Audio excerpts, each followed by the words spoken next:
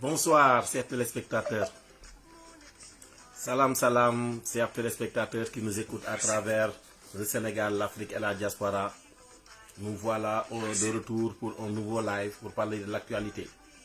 Iran vs Israël qui a bombardé en premier l'Iran et que l'Iran qui est en train de riposter les conséquences. Les pays alliés de l'Israël, dernière minute, on voit que la Jordanie, on a dit que l'Iran est en train de bombarder, on va vérifier ça. De tout cœur avec tous ceux qui souffrent, de tout cœur avec les innocents qui payent les pots cachés dans ces guerres. Ambassadeur depuis Paris Forum Kendialo, on va parler de l'actualité. On va parler de l'actualité au niveau national, international.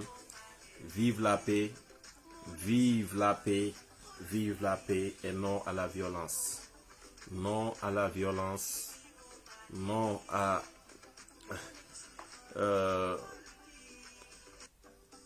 non à cette guerre. Que le monde se ressaisisse et que les grandes puissances évitent de mettre le monde dans le chaos. Parce que toute guerre a des conséquences au niveau mondial. Ça, c'est normal. Que les plus forts n'écrasent pas les plus faibles. Non à cette dictature rampante au niveau mondial. Nous devons condamner la violence d'où qu'elle vienne.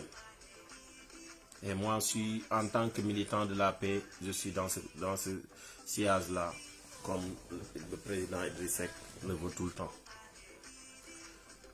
mbokk yi ñu ngi ñëw nag war a waxtaan kon live bu am solo Iran vs Israël, ça chauffe. Donc dans les abris sionistes, les civils veulent désespérément fuir, mais les forces de sécurité ont bloqué toutes les sorties. kon nag gis ngeen ñoom li ñuy xam ne dañoo bëgg nekk sax Israël sax bëgg génn ñuy bloqué sorties yi ne leen doo leen génne waa dëkk ba ñoom waa Israël armée bi ñu ne leen doo leen génne. kon gis ngeen conséquence su guerre. Free Abdou Nguer, Thiat réagi, Thiat de Y'en a marre am na lu mu wax ndi Abdou Nguer mi nga xamante ne Ousmane Sonko l'effaceur tëjlu na ko injustement. ñu ngi am ci force weewu béy aussi kii ñu naan la tigresse di jàppale président Macky Sall nekk jigéen nekkat aussi victime Ousmane Sonko l'effaceur ñu ne convoqué nañ ko dafa war tey jii ci mercredi bi à 10h. mu nekkat benn injustice. Ousmane Sonko sagalal jigéen, Ousmane Sonko respectel jigéen. koo joteel après Aïssatou Diop Fall Mati 3 pommes ay Gisa et cetera. Sonko góor ñi bu dee 10 personnes yu nekk juróomi wala juróom-ñaari wala juróom-ñett yi ay jigéen la bu paree dem ñaari cokkaas ñaari góor commencé def noonu. metti na quoi, metti na. dem leen ngeen atelier wu ngeen liggéey Sénégal ngeen bàyyi ñi ngeen di convoqué. Liberté d'expression mënoo ko xañ askanu Sénégal yépp. danga daan nekk di wax ay gatsa mortal combat ay nit di fi dee ci ay caaxaan. kon bàyyil xale yi wax seen li leen metti ñu wax ko moo gën ñoom ñii defuñu cocktail molotov reyuñu taaluñu. La tigresse, nous sommes de tout cœur avec toi.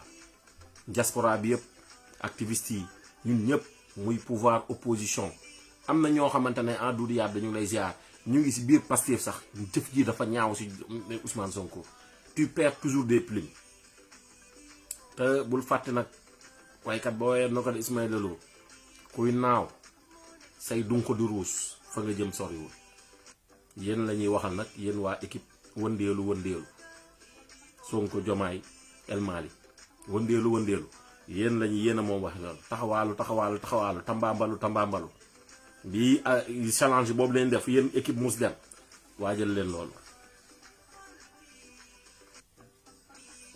Machallah, yàlla ñu yàlla doon tudd. Idriss Seck avait alerté sur la situation du pays en cas de mauvais choix urgent affrontement anti-sioniste à cause de pénurie d'essence dans les stations-service. nañ si ñëw. Les menaces de Donald Trump contre l'Iran va juste alimenter le feu de la guerre. Ces menaces ne pourront pas arrêter la guerre, mais d'élargir davantage, à marteler la Chine à travers le porte-parole du ministère des Affaires étrangères. Pape Malick Ndour nag s'opposer avec des idées, c'est déjà très bien, mais avec des preuves à l'appui, c'est encore mieux. Les dirigeants actuels sont invités à faire le même exercice pour mieux informer les Sénégalais. waaye loolu la ñuy bañ ba léegi Doudou Yade ñu lay mën a jaajëf jàmbaar maa lay dégg. Iran, la télévision d'État iranienne déclare ce soir une grande surprise va se produire, une surprise dont le monde se souviendra pendant des siècles. Mu ngi noonu, elle est convoquée demain à la police. La tigresse ñu ngi ci sa ginnaaw comme ni ko baax yaay waxee activité ci bi républicain yépp ñun ñu ngi seen ginnaaw ñun waaw di leen wax rek on est tout cœur waaw. La télévision d'État iranienne déclare ce soir une grande surprise va se produire comme mu ngi noonu. Kon nag Free Abdou Nguer les activistes pro-Macky trouble moom la nag kii di Ousmane Sonko jël di commencé di jël activistes yi nekkoon si waa kër Ousmane Sonko yi daal si waa kër Macky Sall lay commencé di kii te ñoom kenn tooñu ko kenn saagu ndeysaan léegi daal da lay xool rek day jékki rek génte kenn kii daal ma solo ànd ak man acca nañ ko convoqué na ñëw dañ ko tëj waaye di nga bés dina ñëw di nga dóor sa loxo si ëkk jamono rek xamal ne am nga njaboot. L'eau sale n'a jamais empêché les plantes de pousser, alors ne laisse pas les paroles négatives t'empêcher d'avancer. En avant rek ambassadeur depuis Paris from Kër Ndiaye noonu la mel comme ni président Idrissa Seck mel ak ñeneen waaw. Sénégal, l'État lance un nouvel emprunt obligatoire de 300 milliards de francs CFA le 19 juin 2025 Sagat Cité loolu lañu publié ak internet bi gis nañ ko si moom mooy kii bi Sonko na mu ko gisee si internet bi. Non convaincre campagne agricole 2025-2026 semences distribuées à des paysans. Ñu ngi dépôt jox ay semences yoo xamante ne saako bi bu ñu dindee kii bi des fois saako bi 16 kilos gerte moo siy nekk li si des lépp ay suuf lay doon saako 53 kilos ñu ne la 16 yi soit suuf lay doon wala 16 kilos yi mooy nekk kii bi loolu mu nekk arnaque booy jox nit gerte kañ mais jox ko gerte mais jël gerte gi jaxase ka ay suuf mais c'est grave quoi. loolu lépp fii la xewee nguur Diomaye Faye Ousmane Sonko gisagoo leen dara sax dem leen rek. lii de moom mooy autosuffisance alimentaire boo leen ko naree am dee ayca non commune campagne agricole de chroniqueur Bachir Fofana am na lu mu wax dañ si ñëw suspension fonds FMI Doudou Wade déshabille Sonko et son gouvernement. Je suis le premier ministre, le ministre de la justice est une autorité politique, j'ai le droit de le saisir pour qu'il saisisse le procureur général puis le procureur pour poursuivre quiconque. Waxi koromak la woon mos dem kon na si ñëw Sonko ak dëggu Diouf Sonko ak dëggu Diouf Sonko Sonko ka waxi boy de saaga waaw waxi booy de saaga la. Merci beaucoup Modou Fall dinañ si ñëw. Pape Malick Ndour ay waxam nag moo nekk noonu dinañ si ñëw indi si. Mathilde Panot vole au secours de l'Iran. La CIA explique qu'il n'y a pas de militarisation du programme nucléaire iranien. waaw kon nag dinañ si ñëw indi leen ko si donc Free Abdou Nguer, Free Lat Diop, Free Farba Ngom, Free les otages politiques, Free Assane Diouf, Free Abdoulaye Ndiaye, Free Moustapha Diakhaté, Free képp koo ngeen tëj ak ko leen di waaj a tëj yëpp ñu on est de tout cœur, on est très kii la di jaajëfal waa FRDS diaspora bi di leen jaajëfal bu baax kaddu askan bi ñu ngi leen nuyu. Politique ak démocratie nuyu nañ leen. Mouvement M2S mouvement bu mag bi nga xamante ne gars yi ñu ngi bootu ñëw nag ne di ñu jàppale yóbbu Idrissa Seck palais ànd ak parti réew mi et cetera ñuy def massification bu am solo mouvement bi yëngal doon jamono yaa franchement ñu ngi leen di jaajëfal ak coordonnateur Amour Feex tout le monde seen liggéey rafet na ci Sénégal Afrique diaspora bi kon nag en avant mouvement baa ngoo ko M2S pour sauver le Sénégal. yaa ngeen jëf ayca le président Macky secrétaire général ONU Amin Idrissa Seck président du Sénégal 2029 Amin waaye kon Amin yàlla nga am gudd fan ak wér te yàlla nga ko fekk ndax Sénégal jëm kanam ñu dem aux États-Unis d'Afrique. ayca gars yi ñu ñëw nag si li nga xamante ne mooy waxtaan bi. Ambassadeur depuis Paris from Kër Ndiaye Lo donc dafa mel ni dañ ne Iran def na bombardement ñi nga xamante ne mooy xam kii daal nañ si ñëw ayca léegi. ayca ñu bu ñu paree si loolu mbokk yi ñu continuer rek ñëw si waxtaan bi comme ni leen ko waxee fii moom dañuy indi des bonnes informations di leen ko jox en même temps di sàkku rek ngeen ñaanal ñu yàlla defal ñu jàmm defal ñu salaam ak xéewal yàlla ñu yàlla defal sutura technique radical mustaxim may ñu mujj bu rafet. Aïcha lan moo xew ci internet bi ñu dem topp ji actualité mais ci actualité la ñuy commencé la ñu président waxoon ndeysaan l'homme d'état kii nga xamante ne mooy le meilleur de sa génération alerté woon nañu ci lu bari yenn problème yi. ndeysaan le président ci boo jëlee mensuellement diggante douane impôt et cetera bu ñu dugalee 300 milliards nga fay salaire fay service de la dette doo dese dara moo tax entreprise yu bari di am dette de l'intérieur. dëgg la kooku ku amul pexe am ay possibilité am ay relation internationale doo ci mën a génn. wallaahi yow de am nga boo ko joxee koo xam ni kii day door. wallaahi waxoon nga ñu lii de. amaana. mais président defal ndànk mais président ci sa communication. il nous avait été alerté. bëri na ay kii de. non bëri na ay kuy door ay kii stagiaire c'est-à-dire que les mots ont leur non yéen da ngeen def politique les mots ont leur sens aussi. des fois ñun tam dañuy bëgg a junju. parce que xam nga dafa mel daal am na ay kii daal. ay kii yuy déedéet ay pic yu ndaw yoo xam ne. déedéet nga gis ko day mel. waaye li ñu fekk da ngeen koy déglu dëgg rek lay wax. xam nga la mu ñu waxoon lépp gis nañ ko. Bouba président de la République. c'est une fonction sérieuse. dëgg la. bu jaaxaan rek wéyee. tu es le chef suprême des armées. dëgg la. yaay décider guerre. wala pas guerre. yaay yónni ay soldats ñuy ñàkk seen bakkan ou pas. yaa war a sécuriser nit ñi ak seeni moomeel. yaa war a financer njàngum xale yi. yaa war a financer wérgu yaram bi. yaa war a aar suñu moomeel. yaa war a aar géej gi. ba jën yi kenn du ko piller. ñi waroon a nekk ci napp gi di jël gaal yi di def émigration clandestine di ci faatu. wallaay waxoon nga ñun de yii yëpp waxoon nañu mais nag dañuy dox di gis jour par jour. waaw république islamique léegi acca ñu dem jëli ji gannaaw la mu wax. a renvoyé le ministre des Finances, Cheikh Diba, comme un malpropre à la maison et met la pression sur Ousmane Sonko afin qu'il apporte la preuve de la falsification des chiffres qu'il a annoncé du gouvernement du président Macky Sall entre 2019 et 2024. Vous avez vu le pétrin économique dans lequel le Sénégal est actuellement. C'est de la faute de Ousmane Sonko qui a organisé une fanfaronnade de conférence de presse pour dire que Macky Sall et ses partisans ont falsifié les chiffres de l'économie sénégalaise entre 2019 et 2024. Maintenant, nous voici. Comme vous le savez, la semaine dernière, le ministre Cheikh Diba s'est entretenu avec le FMI dans l'espérance que les négociations puissent reprendre et que ce dernier puisse lever la suspension du financement des 1,8 milliard qui équivaut à plus de 1000 milliards de francs CFA. À sa grande surprise, le ministre des Finances, Cheikh Diba, ancien directeur de la programmation budgétaire sous Macky Sall, c'est très important d'appuyer là-bas, a été renvoyé par le FMI. Pourquoi? Le FMI a dit, Monsieur le ministre, nous n'allons pas lever la suspension des 1,8 milliard. Ce financement est toujours suspendu parce que nous attendons les résultats finaux de l'audit. Nous attendons les preuves de la falsification des chiffres que le Premier ministre Ousmane Sonko a annoncé. Nous n'avons toujours rien reçu. Deuxièmement, le FMI n'a jamais fixé une date précise pour reprendre les négociations avec l'État du Sénégal. Vous avez vu, vous êtes des fins manipulateurs. Vous pensez que le FMI est bête?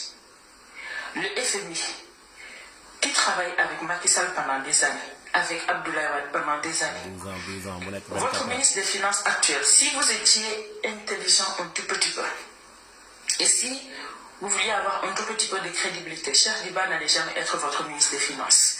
Parce que le FMI sait que Cheikh Diba, l'actuel ministre des Finances, était ancien directeur de la programmation budgétaire sous Macky Sall. Voilà. Ce même ministre aujourd'hui, vous avez accusé son gouvernement d'hier d'être des falsificateurs de chiffres et vous l'envoyez pour qu'il aille négocier afin que le FMI lève la suspension de votre financement.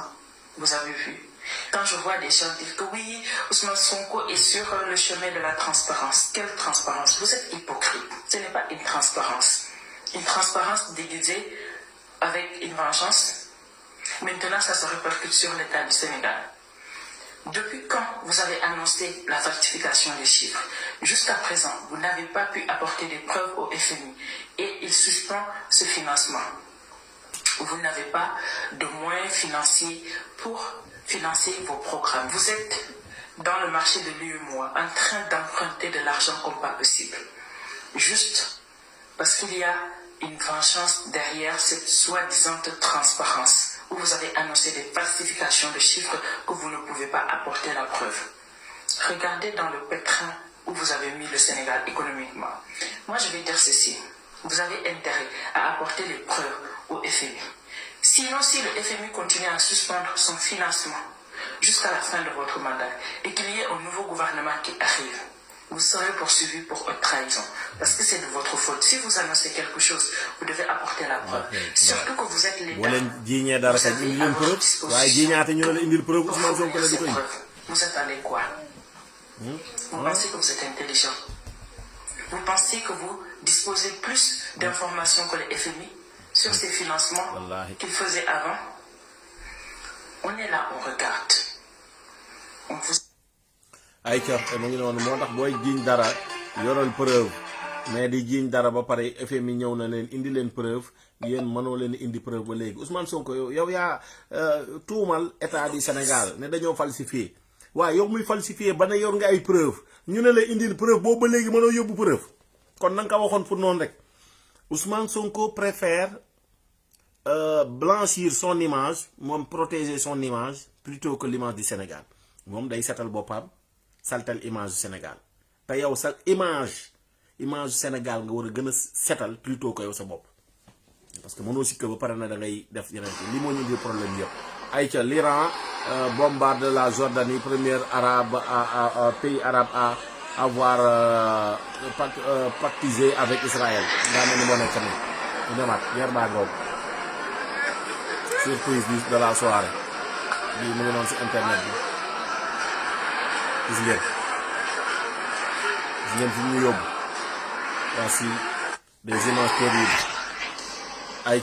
Aïcha, après on continue aussi toujours avec, sur l'actualité, on va parler de l'actualité aussi, on continue après cette... dire notre compassion à l'ensemble des victimes civiles touchées par ces bombardements, que ce soit en Iran ou en Israël. Je rappelle qu'en droit international, la guerre préventive n'existe pas, d'autant plus avec des motifs fallacieux, puisque même la CIA dit qu'il n'y a pas de militarisation du programme nucléaire iranien. Je vous renvoie à l'évaluation annuelle des menaces du renseignement américain de 2025, qui disait... exactement, nous continuons à considérer que l'Iran ne construit pas de bombes nucléaires. Donc c'est la dernière évaluation qui le redit, et avec une escalade qui est d'abord le résultat de la dénonciation unilatérale des États-Unis de l'accord sur le nucléaire conclu avec l'Iran en 2018, qui le respectait scrupuleusement selon l'AIEA, mais aussi évidemment pour faire échouer de la part de Netanyahou les négociations qui devaient reprendre autour de la non-prolifération. Nous ne sommes pas dupes aussi sur le fait que Netanyahou fait cela pour se maintenir au pouvoir, et vous avez sûrement vu qu'il vient d'échapper de justesse à une motion de censure, et évidemment pour détourner les regards de Gaza. Dans ce contexte-là, la position de la France est, selon nous, scandaleuse, avec Emmanuel Macron qui a fait le choix de se placer du côté de l'agresseur et pas du côté du droit international, puisque je le rappelle, et il semble qu'il est important de le rappeler au vu du débat politico-médiatique, c'est bien Israël et Netanyahou qui a frappé l'Iran et non l'inverse.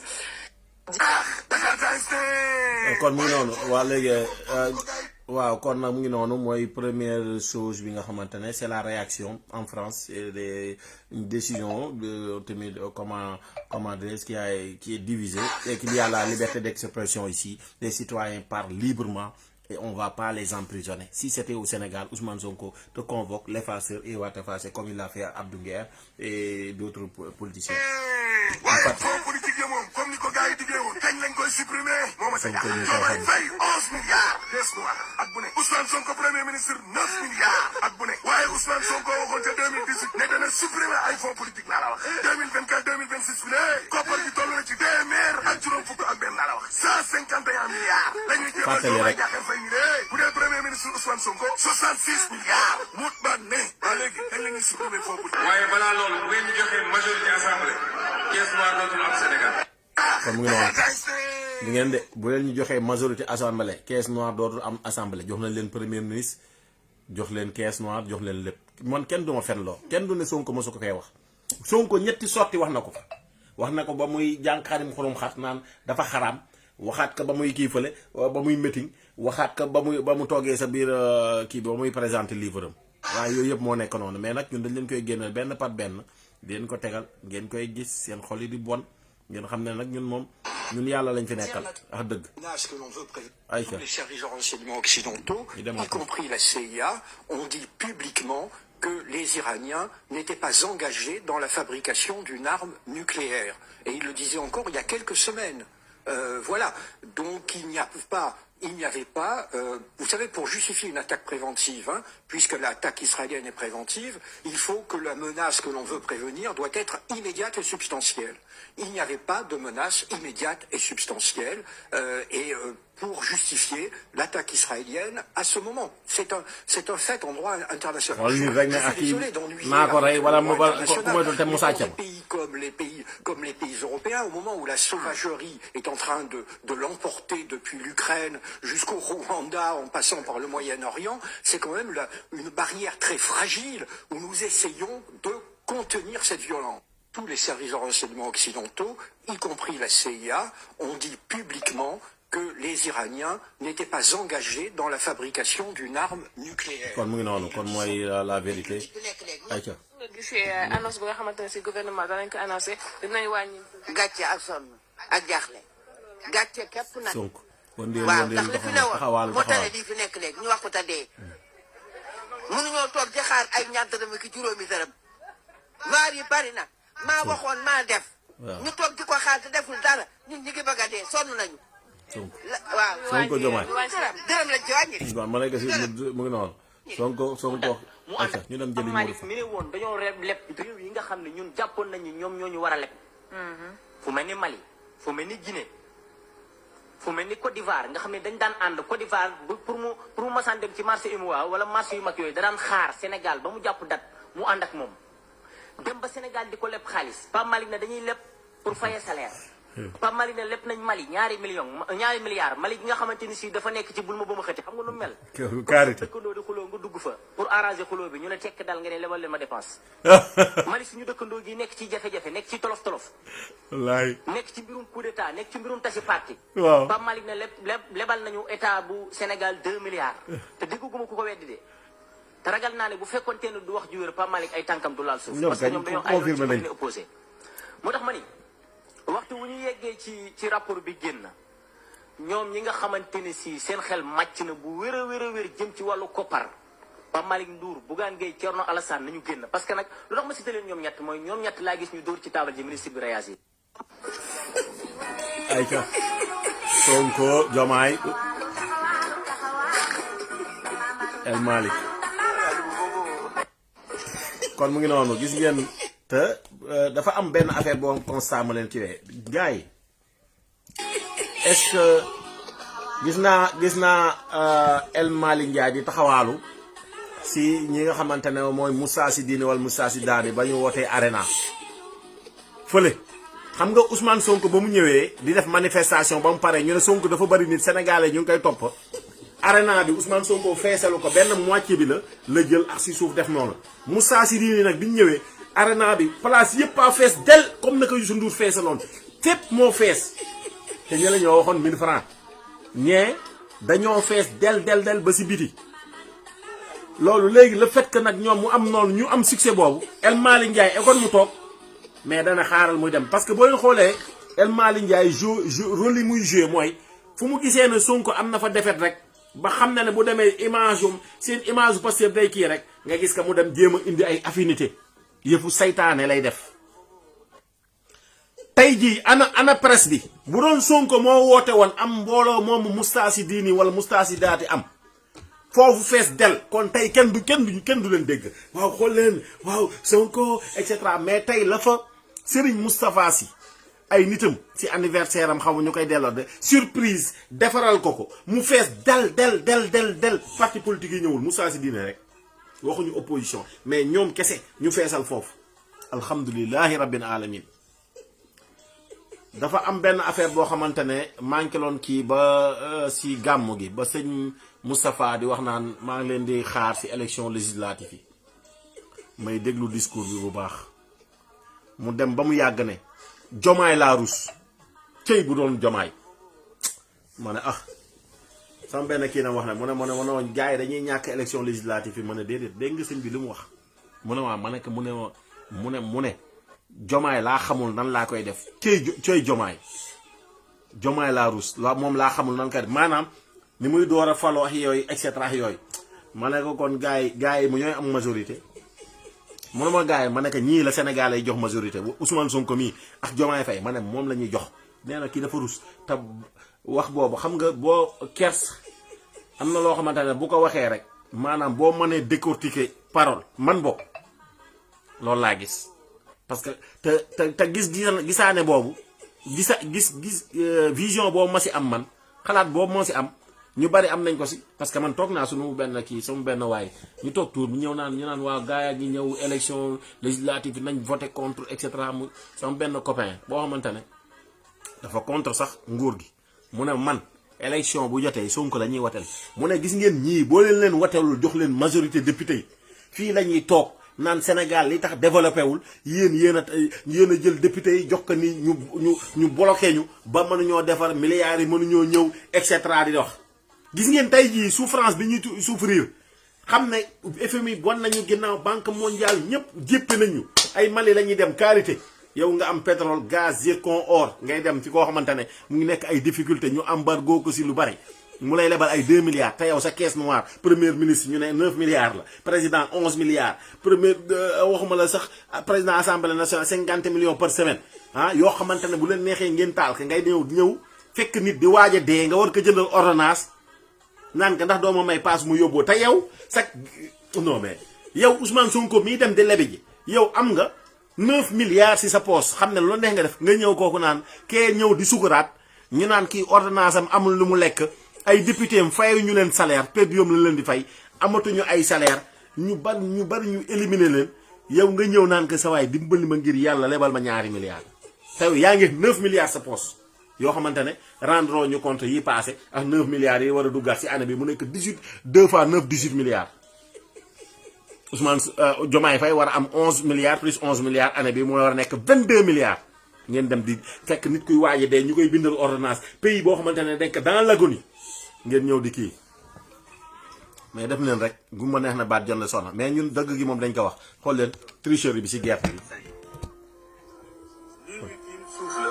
suuf gerte bu def 50 kilos biñ ko peese ñu génne suuf ba pare suuf bi ma tiim mu ngi toll ci 19 kilos 19 kilos si benn saako gerte 10 kilos ak juróom-ñeent ci suuf 19 kilos si saako gerte booy joxe ne leen dem leen bay suñu bokk bii bokk ci ñun waaye bokk ci projet bi di sëñ aadi moom mooy ki ko moom lii nag dëkku nguy kon dafay leeral te moom si Pastef la bokk de kii moom defaroo ko pour aar su moomel waaw waaye Pastef leen am na si ñoom la bokk moom saakoom 19 kilos suuf moo si nekk fukki kilos suuf ak juróom-ñeent te ngeen yokk budget bi ay milliards jox baykat yi ay suuf ana xaalis bi yéen li ngeen toppee Mansour Faye yéen ñi lañ war a topp nag tëj leen ci commission yi ñu doon séddale saako ceeb bu ñu yokk juróomi dërëm de moo gën fuuf saako gerte bu ñu yokk fukki kilos yi suuf ak juróom-ñeent te engrais bi noonu ngeen di def feneen ak feneen dafa manqué te milliards yi dafa yokk ba pare suuf bi gën a bari li ñu bëgg wax mooy gerte bi 1 kilo ak benn moo fa des bi ñu calculé li ñu ko état jaay perte nañ ci 3900 francs loolu nag responsabilité wu état la ndax commission yi si nekk dañ leen fi war a dindi ba mu set wecc te état rek moo ko mën ak su mooy li man rek mooy def alerte pour état xam la xew ñoo ngi leen di gërëm tey wax ne suñu mission mooy kaw gi jëm kanam suñu yëf nag ñoo ko moomal suñu bopp te ñoo ko mën a aar jaajëf Abou Diallo jaajëf ayca dinañ continuer di kii ba léegi rek ñu continuer si actualité bi yal nañu yàlla dolli sutura afiya incha allah ñu continuer toujours rek si actualité bi comme ni ñu leen ko waxee yàlla defal ñu jàmm xool kaay leen mooy wax pourtant li te ngi toog Dakar nekk directeur du xool leen mooy fay tam nit ñi ay dëmm de dégg leen Ousmane Sonko dégg ngeen yéen bu ñuy wax rek ngeen naan Sonko du wax lii Sonko dafa yiw et cetera di wax bàyyi li ngay wax naan waaw et cetera di wax ni am na benn jour may wax naan Waly Seck bàyyi leen ko wax ngeen ba baayam dee wax ba yaayam dee wax ba ay kiyam dee ngir yàlla moo fi des bàyyi leen doomu jàmbur ji ngeen yàbbi ko ñaan waaw lu tax ngay kii ma leen Sonko fii la woon tax nit ñi ay dëmm tam naka Macky Sall la tam ka ñëpp tam nit ñi ay zombie politique ak fii lu nekk wax na ko fi ñu naan Sonko ma solo wax loolu kaay leen déglu même suuf yi di xool lu nekk kaay leen benn ngi rek benn extrait man du ma fenal Ousmane Sonko wala dëmm yi may wax dëmm yi dëmm suuf dëmm Sénégal dafa am ay moom kat moom ma xëkkatu suuf la de ñoo xam ne suuf la ñuy dundee suuf dëmm suuf yëpp di ngeen gis ñu daw si ñëw fii ñaa gis def nañ fi lotissement boo xam ne 6000 parcelles la 6000 lotissement boo xam ne jaarul yoon lotissement boo xam ne ba léegi nii même waa impôt mënuñu leen wax liste ñi ñu jox terrain yi la pourtant li te ngi toog Dakar nekk directeur des impôts wala directeur général ñu ñëw ne ko fële ñaa gis koo xam ne moom xamu fa mosu faa dem ñu ne ko ñaa gis am nga fa 100 parcelles mu wër ba ci ko ay nit ne ko dem leen jaayal ma sama 100 parcelles ñaa gis boobu temps yéen doomu ñaa gis yéen a ngi toog fii toog te gisu leen dara. te moo falu de ba léegi la génn ay suuf la ca gannaaw dëgg ay caaxaan la. ñu ngi la def Thiès jaxase leen bu demee feneen mu jaxase waat leen dañ si ñëw te moom mii nag moom mii di wax ji nii moom la Vieux Dupont jox xaalis jox ay suufam mu dem déclaré na Vieux Dupont dafa dee Vieux Dupont ko wax intervention bu bàyyi kii boo leen bëggee mën naa ne ko tegal ayca yàlla nañu yàlla xool leen kaay rek ma tegal ñu demaat si suuf sax ñu demaat si suuf sax gerte ga tey ñaay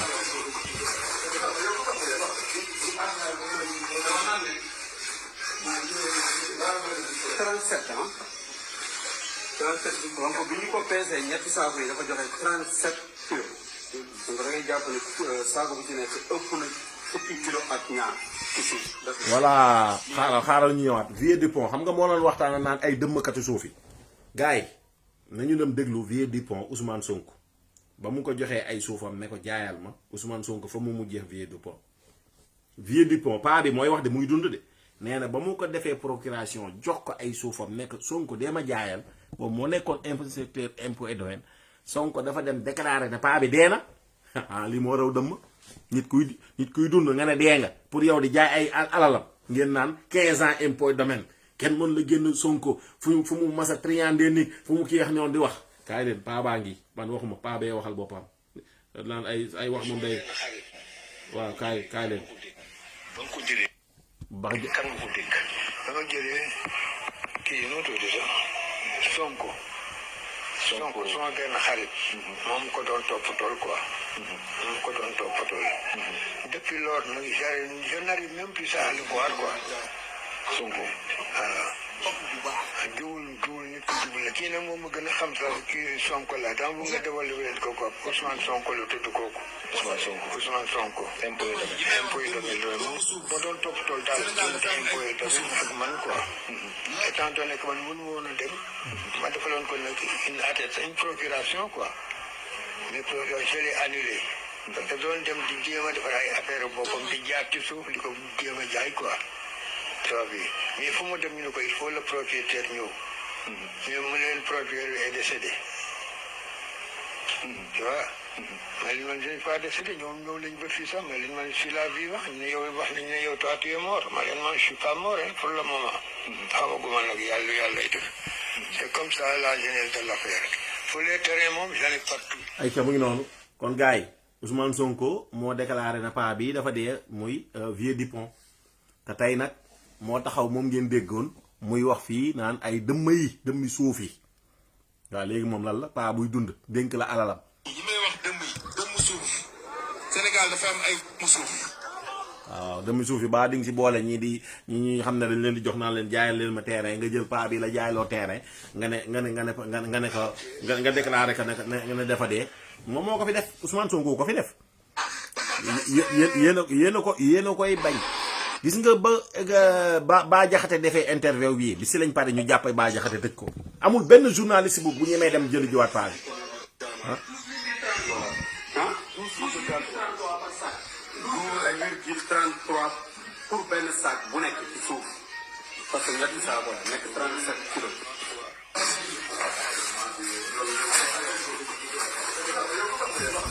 gis ngeen baykat yi fii dëkk bi fépp ay metti man doo xam sax après yow fan ngay commencer sa information xaar ñu dem jëli Bassir Fofana kii mu ñëw. benn yoon chaque mois ci question d'actualité. waaw mu ñëw question au gouvernement boobu moo tudd question au gouvernement. waaw kaay. comme le 18. kaay Bassir Fofana. juin n'est-ce pas. waaw le 10 normalement règlement intérieur dafa ne weer wu ne premier ministre war na ñëw benn yoon assemblée nationale. chaque mois ci question d'actualité. waaw mu ñëw question au gouvernement boobu moo tudd question au gouvernement. d'accord benn yoon par mois. avril la ñëwoon avril jàll na ba mai dee na ba juin mu ngi waaj a dee déggoo ni premier ministre dem na. loolu tamit dafay dellu ci lu Birahim Seck doon wax mooy maanaam les questions de redevabilité de transparence parce que yooyu say exercice la ay moment la yoo xam ne gouvernement day ñëw expliquer wu ci ay questions yu fi jaar ñu kii ko mais tu vois on l'organise pas et on doit l'organiser et loolu du ay dafay neex premier ministre mu dem par force dafa war a dem règlement bi moo ko règlement intérieur assemblée moo ko exigé. merci Bassir Fofana kontaan nañ ci yow man bëgg naa la bu baax man ambassadeur depuis Paris from Kër Ndiaye Lo yal na yàlla guddal sa fan bàyyi la fi parce que ces soldats naan refuse. Selon les autorités, une partie des soldats réservistes israéliens contestent cette politique. Certains refusent de retourner au combat. Regardez le reportage de nos envoyés spéciaux Florence de Juvigny, Pauline Normand et Gilles Barraud. Plus de fusils, c'est désormais drapeau à la main que Max se bat. Des bombardements qui auraient fait 37 ñoom ñu ngi noonu bëggatuñoo ay soldats yi xam ne bëggatuñoo dem sax di kii acca la cadre Abdou Nguer moom daf ma def cas ay ree la ma mujj def parce que lan lañ ko jàppee na ma kenn wax ni ma lii lañ jàppee Abdou Nguer kenn xamu ko kenn defoon na yeneen yoo xam ne mënoon nañ ko ca jàppuñu ko ca dañ ngaa mënoon a jàpp dara parce que mosu la wax lu bon moom ma compte bi indi borom compte bi tëj ci kasa bu pare moom ñu jàpp ko mais il faut que ces gens là arrêtent quand même. mais gis nga vidéo yi mu daan def quand même aussi. mais yi mu daan def fii amul. fan yii passé woon nañ ko dolli waat ko beneen dossier. te yooyu yëpp da say set wi. loolu c'est la méthode inquisitoire on s'est toujours battu contre les méthodes inquisitoires jàpp la ba pare dem seet loo def loolu ñu musuñ ko d'accord. on s'est toujours battu contre ça. c'est une régression démocratique et c'est mauvais. kon nit ñi dañu war a doog di wax lu leen neex su ma la dégg. non. mais parce que wax lu war a wax ñu jàpp la. non loolu tamit yoon non je suis désolé Abdou Nguer waxul lu mu war a wax ñu jàpp ko dañ ko jàpp dem di seet lu ñu ko tëjee loolu lañ def. ayca loolu mooy vérité bi dañoo jàpp Abdou Nguer dem di seet lu ñu ko tëjee di leer leen léegi yaa bàyyi leen joomu jàmbur. incha allah Assemblée nationale déjà kenn xamul lu muy jëriñ réew mi lu dul dàggasanteeg. te moo ko fa indi ñàkk solo yoo xam ne. amul benn débat ci bu sérieux ci réew boo xam ne nga ci assemblée. bu Macky Sall duggee ci terre bi jëm ñaajo. yii de fa nekkoon santatuma Sonko. ayca baax mu dugg si terrain bi. particulièrement nos amis de la bande. kii waa ji oh. de Rufisque, de Bargny, de Diamniadio. Var. Et de même jusqu'aux passagers qui viennent. Bargny te tere baa ngi daw ba léegi de te moom ba léegi nee na Sonko la sant. non yenn ñàkk jom la. kii dafa waroon changer tund nga jël sax nga ñëw nga sant jamanka sax sa sant jabar. ana jamanka wala nga jël si seen sant jabar yi si nga sant sa sant jabar. ah mënoo.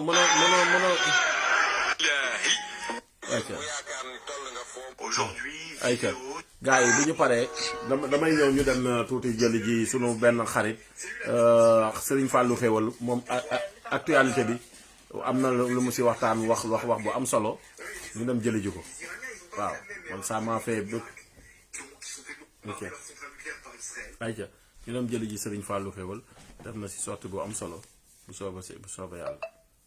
li tax diine alxuraan wax ca xare Badar nii am noonu dimbale ko noonu Iran nanguwut a dimbale ko réew yi neen yu di réew yi jullit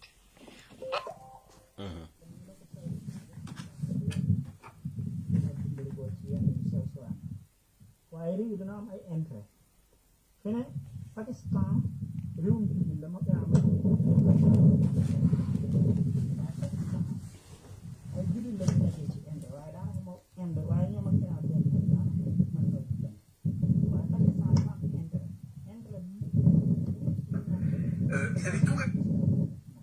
Israël dafa gëm ni Amérique bu Iran paree ci Israël ci moom la jëm ci Amérique la L'ambassadeur de l'Iran au Sénégal a écrit bien ici comme le représentant woon ba daane état bu Israël Amérique Iran ci moom la jëm moom la xam. merci beaucoup li muy développé am na solo déglu leen ko bu baax Serigne Fallou Xéewal tey moom dama laa kaj.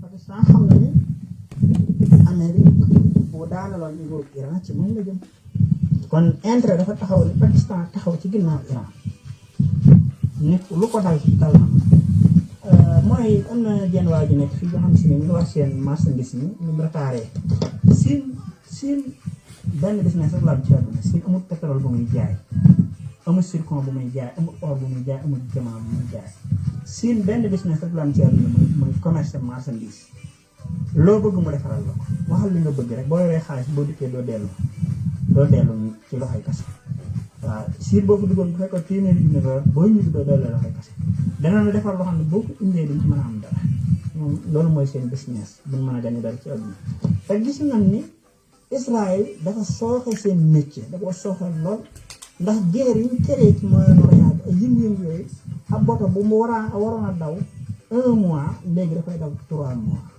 kon loolu ko nga xam ne business day yeex loolu arrangé wu leen loolu bokk na ci ne Siin bëggu Israël continuer di des ci Moyen-Orient Corée bëggu Israël di continuer di des ci Moyen-Orient Pakistan naka noonu bëgg ko tey réewu arabe yi danoo ñëwul Amérique waaye benn bëgg ko ci ndax Amérique da leen a sumu ci benn mbedd ma xam si ni mooy dafa fexe ba jëmbale kon ñoom ay réewu roi la mooy réewu arabe yi ay Jordan ay réewu arabe yi ay Imaaraat yi ñaari Imaaraat yi ay réewu roi la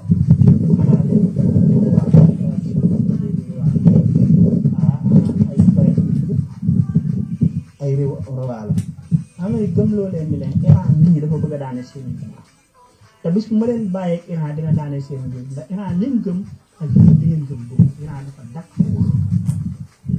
waaw ndax Iran du réew roi bu fa nekkoon doon ko faa jële mooy Mohamed daal boobu sàmm boobu léegi nag pour ngeen mën a toog am jàmm resté chez vous kenn du leen déranger da ngeen may fay chaque an nangam ci milliards de dollars ma yoroon leen seen sécurité loolu tax Moyen-Orient bi Amérique am fa gën koo ñëw comme base militaire am na ci Moyen-Orient bi yooyu yëpp rek ay géopolitique la te yooyu yëpp nag Amérique da ko mën a perte ci guerre bi boo gisee Trump di xëpp Amérique di xëpp Iran di xëpp te du jëf loolu la. merci beaucoup merci Serigne Fallou Xéewal jàngat bi am na solo de. tey nag moom daanaka Iran waxagul lu leer ci taxawaay bi ñu war a am ci guerre taxawaay bi ñu war a am ci guerre